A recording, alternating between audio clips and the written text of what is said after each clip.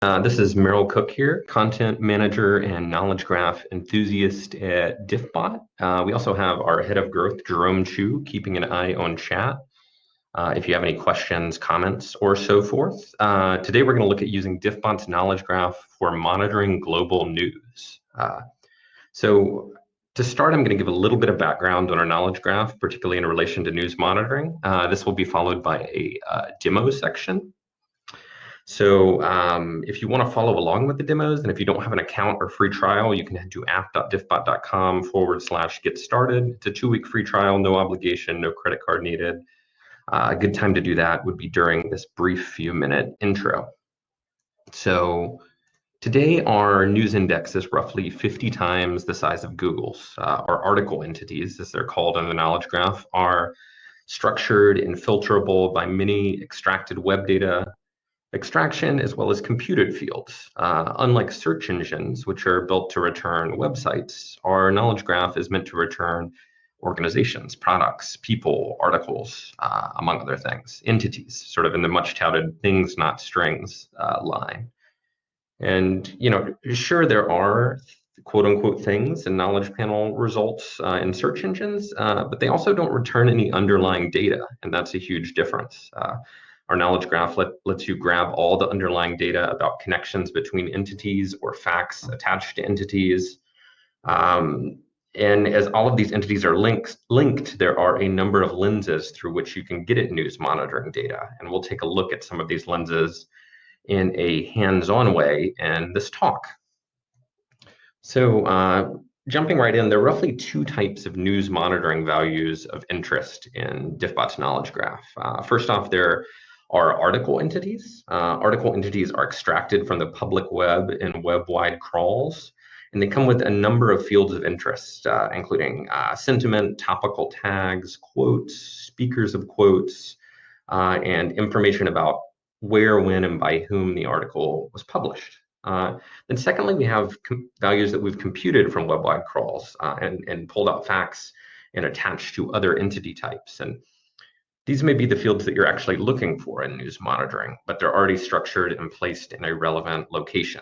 So these could be things like new executive hires, funding rounds, revenue announcements, new subsidiaries, overall hiring trends. It could be skills of employees, among others. Sort of additionally, each organization entity in the knowledge graph, if you're visually looking at it in the KG interface, does include most recent article mentions. So that's not like a large scale news monitoring operation, but that's sort of an exploratory analysis route. So first, I just want to jump right into fields that are attached directly to article entities.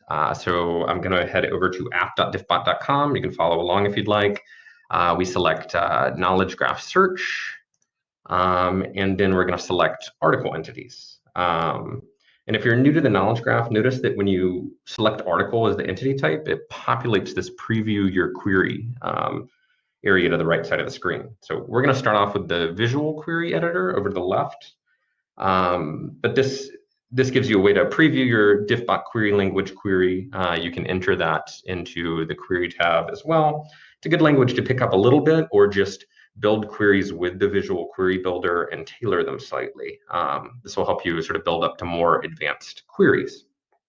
Anyway, so back to the query editor, you can select filter by field, and you can see all of the fields we can filter articles by. The first of note is probably tags here. So tags are attached to articles in the event that our natural language processing can discern topics or entities that are talked about in the text. So let's say we're looking for articles that have been recognized to be about Diffbot. As simple as tags.label contains Diffbot, and we get a little over 500 news mentions. And for many queries, this search result format is pretty typical. You have sentiment of the articles, you have the name, where it's published, the date. A second field that is easily reachable with the visual query builder is that of sentiment. So you click show all, scroll down to sentiment, and Sentiment scores range from 1, which is very positive, to -1, very negative. So let's say we wanted to alter this last query to show the most positive news mentions. We could say greater or equal to 0.5. So these are pretty positive.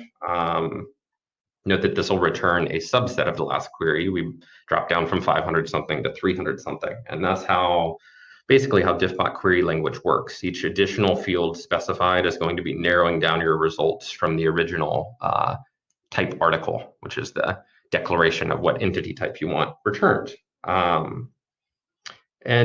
So this brings us to our first query where we're going to need Diffbot query language. Never fear, it's a really simple technique. Once you try it out a few times, it'll be easy if you've never used DQL, but it's called Facet. And Facet is like a summary view of a given field. It gives you the distribution of values within a subset of results. So let's say instead of the positive articles about Diffbot, we want to see the overall distribution. We can simply type in Facet : sentiment, and this returns a slightly different view and a little bit of a chart. We've got results grouped into bins. You can see the largest bin here is between 0.5 and 0.75, pretty solid positive result, slightly positive, very positive, and then a few negative results to the right. To note that you can facet by many fields. So let's switch up this example some. Let's say we want articles about COVID-19, and we want to see where they're being published around the world.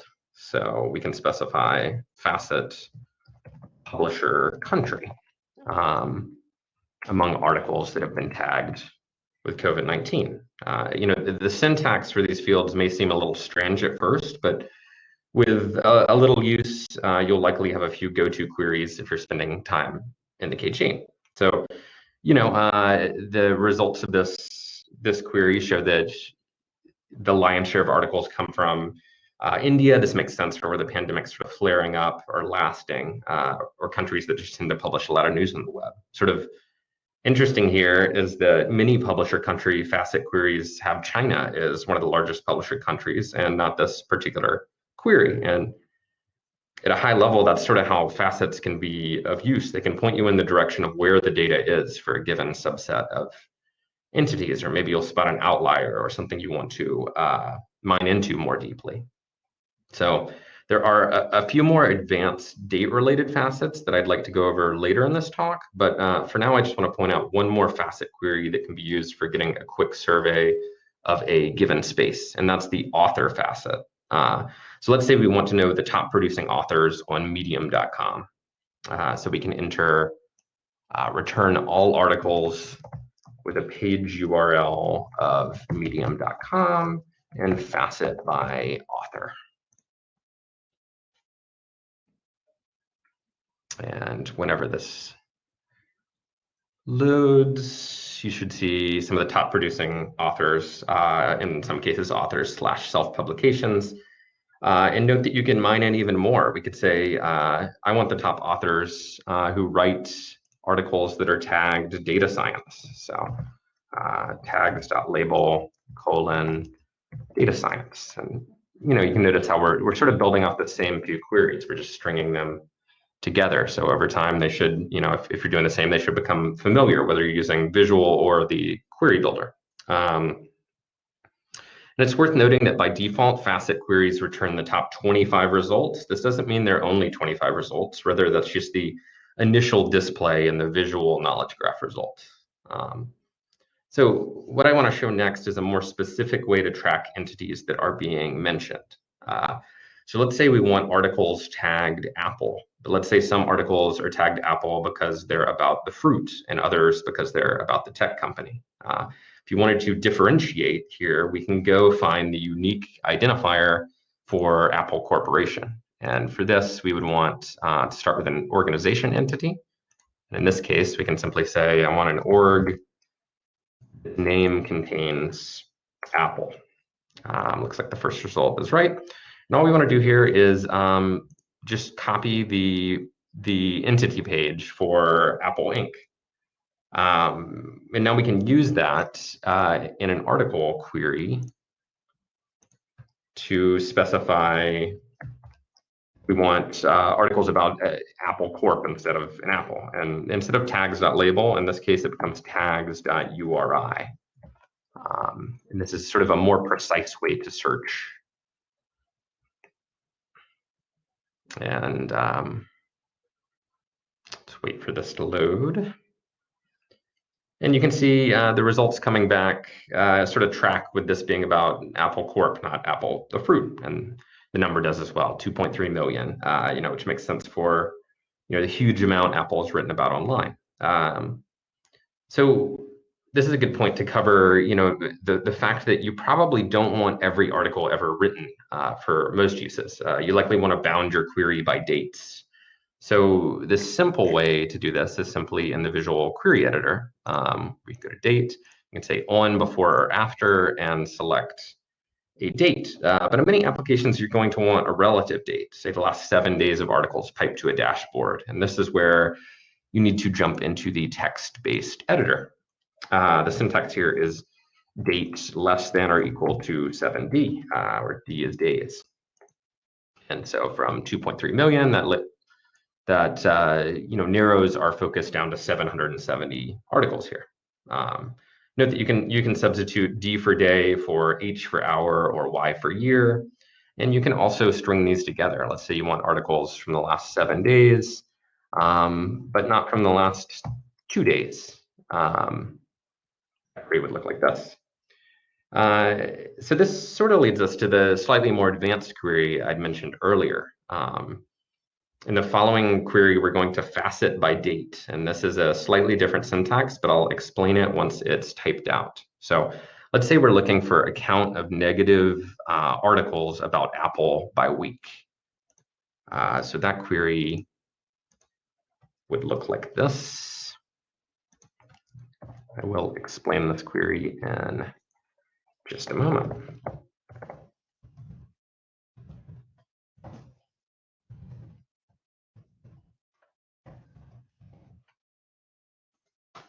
And let's see. So what we have here essentially between these curly braces is a nested query. This returns all article entities that meet every criteria inside of the curly braces. So in this case, articles that are tagged with Apple's identifier and where those tags have a sentiment of less than 0. So this highlights the fact that articles have sentiment within the knowledge graph, but tags, wherever possible, have sentiment as well. So there's entity level sentiment about how a given entity is portrayed in context in an article. And then at the end here, we have the facet portion takes a syntax we haven't seen yet. You're welcome to just copy this for your own use. Basically, we're saying facet by date, but group into weeks. And you could replace week here with 7D or 30D or month or year or day.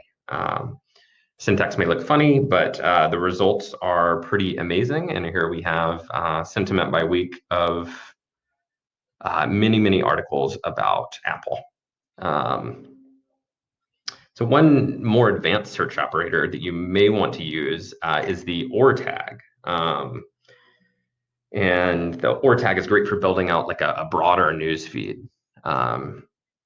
And it's pretty simple. So you would just enter a field as you normally would, followed by OR. And then let's say we want articles on Facebook and Google and Amazon that have been tagged with those 3.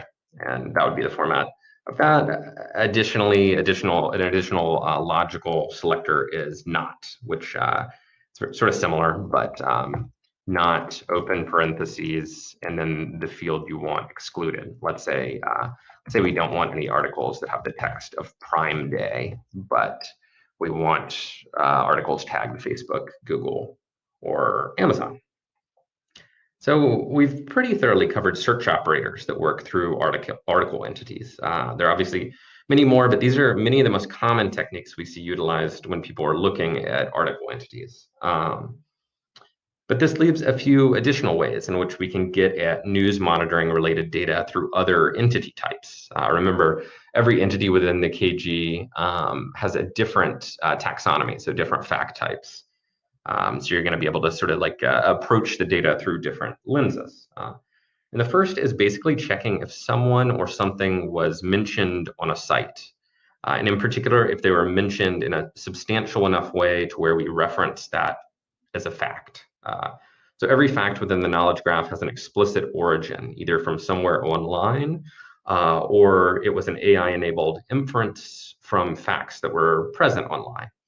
So we can filter by origins and see if a given entity was covered in this way on a site. Just to make this a little more tangible, you can start with, say, a person entity, and we can see, do any of the facts attached to this person show up on Medium? Basically, are they return every person that has a presence on Medium? It's about 15,000 results. And you can filter this way by origins of facts of other entity types as well, like organizations. Really, the one additional thing I wanted to share is that oftentimes you want to monitor the news for a specific fact. And all of our entity types are filled with facts. So whether that's changes to hiring or skill distribution, that would be person entities, or the tech stack of a given website, that would be an organizational entity, or revenue for organizations. All these facts are pre-extracted and attached to things that are not article entities. So if that's what you're monitoring the news for, then you can actually just go straight to those query types and not have to read any articles in the end. While we could sort of jump through a lot of those queries, they're a bit beyond the scope of this talk. I would recommend checking out our last webinar on market intelligence titled Competitor, Supplier, and Customer Data from Across the Web. Many of the queries tackled on that talk may be helpful if you're looking for facts pre-extracted about organizations. And then, the final part of this demo I wanted to share is that the knowledge graph is often used in tandem with Diffbot's other services to build or support really full-featured media monitoring dashboards or to be piped to analysis tools. So, for example, we may pull in a custom Twitter monitoring feed, or maybe we're passing a subset of articles you're really interested in through our natural language API to pull out additional or custom fields, or maybe we're connecting news mention data to firmographic data from the knowledge graph.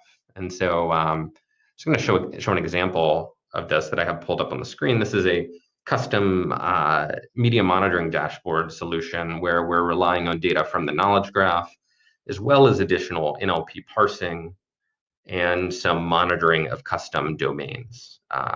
So you can see we're sort of piping this enriched news data into a Siren dashboard. This is an example for a fitness software company, but it could have been one of hundreds of millions of orgs that are in the KG. And here we've sort of separated this news data into an industry overview, about and then the entities that are customers, individual competitors, and so forth. So up top, you can see that we're pulling out counts of custom events like acquisitions, investments, partnerships, new features, executive hires. And then we have these modalities, very similar to like tags of articles in the KG that we were just working through. So for example, you could say in this article is about virtual fitness and cycling. It mentions a partnership, and there was also reference to a knowledge graph entity called MindBody, a company. If we click through to a given organization page, let's say Virtua Gym, we can see that sort of firmographic and news data, what they look like sort of side by side. So we have differences in employee hires and departures. We have sort of the velocity of news mentions over time as against the sentiment. Down here we have the actual news feed, similar to the results that we were looking at in the knowledge graph.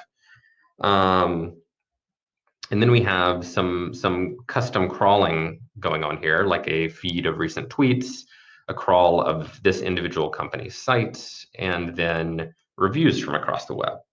So this is all public online web data, but it's structured so we can explore it and have it read in almost any analysis tool or dashboard. So yeah, that's really what I had planned to go over in today's webinar. We'll stick around for a few minutes in the event there are any questions or comments. If you'd like a more personalized demo, please feel free to reach out to sales@diffbot.com. And thank you so much for attending.